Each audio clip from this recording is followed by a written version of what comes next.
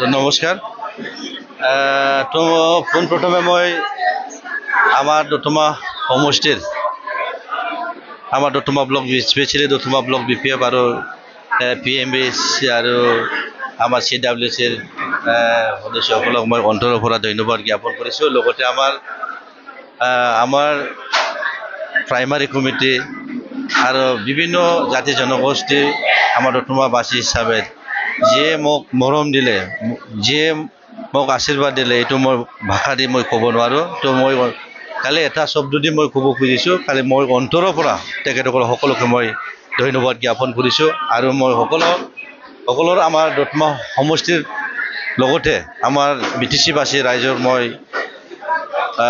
আশীৰ্বাদ বিচাৰিছোঁ। আগন্তুক দিনত মই ছ'চিয়েল ৱেলফেয়াৰ ডিপাৰ্টমেণ্ট লৈ বিভিন্ন জাতি জনগোষ্ঠীৰ মাজত বা আমাৰ BTC-খনৰ মাজত আমি যাতে ভালে ভালে কাম কৰিবলৈ আমি সক্ষম হওক, ইয়াৰ কাৰণে মই ভগৱানৰ ওচৰত মই প্ৰাৰ্থনা জনাইছোঁ। তো আমি এইবাৰ 20 বছৰৰ পিছত এজন EM পাব সক্ষম হৈছোঁ। এই গতিকে মই প্ৰথম আমাৰ আগ্ৰামা মহিলা ছাৰক ধন্যবাদ জনাইছোঁ। তাৰ লগতে আমাৰ সকলো আমাৰ দতমা সমষ্টিৰ যিমানবিলাক ৰাইজ আছে, এই ৰাইজসকলক আমি ধন্যবাদ জনাব লাগিব। কাৰণ তেখেতসকলে আমাৰ প্ৰকাশ বৰছমণি ছাৰক জিকাই EM হ'বলৈ সক্ষম হ'বলৈ তেওঁলোকে উৎসাহ জনালে, আৰু মই তেওঁলোকক ধন্যবাদ জনাইছোঁ।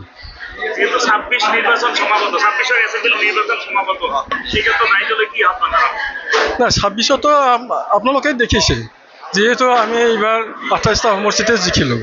আৰু আমাৰ যিটো দতমা সমষ্টি হিচাপে চাওক, দুজন মানুহ আছিলে, এজন হৈছে CEM আৰু এজন হ'ল আমাৰ BTC অঞ্চলৰ এজন ধনকুবেৰ।